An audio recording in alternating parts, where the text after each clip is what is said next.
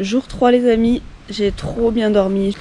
Et vraiment cette cabane c'était la meilleure idée parce qu'il a plu de fou toute la nuit, il y a eu de l'orage, il y a eu du vent.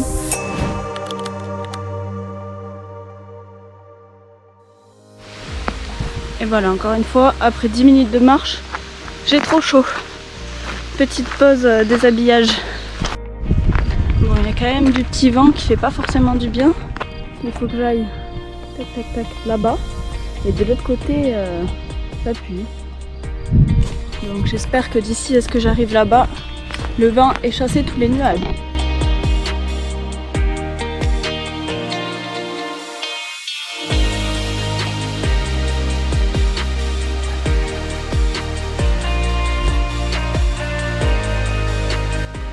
Bon, comme vous pouvez le voir, j'ai abandonné l'idée d'avoir du style.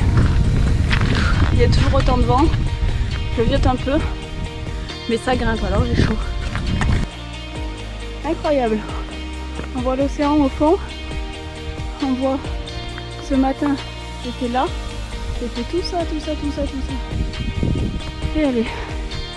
Et là, on monte encore un peu. Ça y est, là je suis arrivée en haut. En fait, là je dois faire un choix. Soit je suis le GR10 et je passe par un gîte. Je peux manger un bout. Ou alors je remonte un peu, je passe par la route.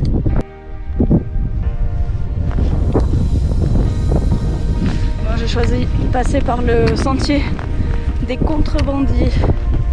Donc là j'ai quitté le GR10, je passe par une variante.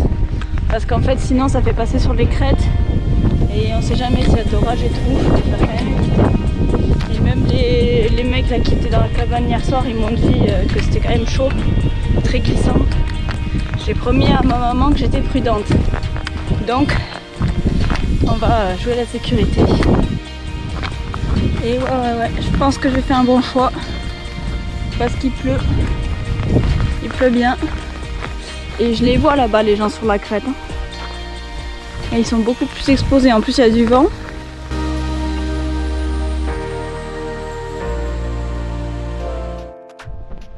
Voilà, ça y est. Il pleut de fou malade. On a sorti le poncho. Comme si je n'étais pas assez trempée comme ça. En plus j'ai chaud parce que j'ai limite couru toute la descente. Là il faut qu'on passe dans les hautes herbes. Je suis trempée jusqu'à l'os. Bon ça y est, on a enfin trouvé un petit abri. On n'est pas très loin de Bidaraï là. Bon ça y est, on est arrivé à Bidaraï. Il pleut toujours autant, je me suis abritée un petit peu pour regarder la météo, les trains, tout ça. Parce que je me disais si demain il fait beau, bah, je reste dormir cette nuit et je continue à marcher après. Mais en fait il pleut tous les prochains jours.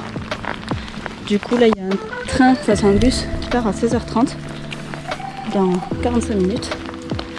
On va essayer d'aller le voir et puis pour manger il y aura peut-être des trucs à la gare aussi. Bon bah nickel, c'est ça la gare. Et plan A, on va essayer de prendre le bus pour rentrer à Bayonne. Et si jamais il n'y a pas, je sais pas pourquoi, et bien là on essaiera de trouver un hôtel. J'ai vu qu'il y avait un hôtel là qui acceptait les animaux. Je ne sais pas à quel prix. Bon, j'ai rien trouvé de mieux pour nous abriter dans des pissotoires. Mais bon, moi je peux sécher un peu le bisca, me sécher aussi un peu pour espérer pouvoir prendre le bus. Bon, le bus est censé arriver dans 2 minutes. Je sais pas pourquoi, je sens qu'il va pas y avoir de bus. Putain, au moment où je fais cette vidéo, j'entends klaxonner derrière moi. Voilà. Ça y est, dans le bus. Ça y est, arrivé à la voiture. Je vais avant toute chose mettre des chaussettes sèches et des chaussures sèches.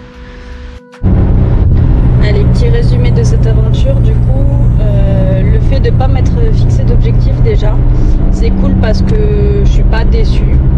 Même si c'est sûr que j'aurais aimé faire plus.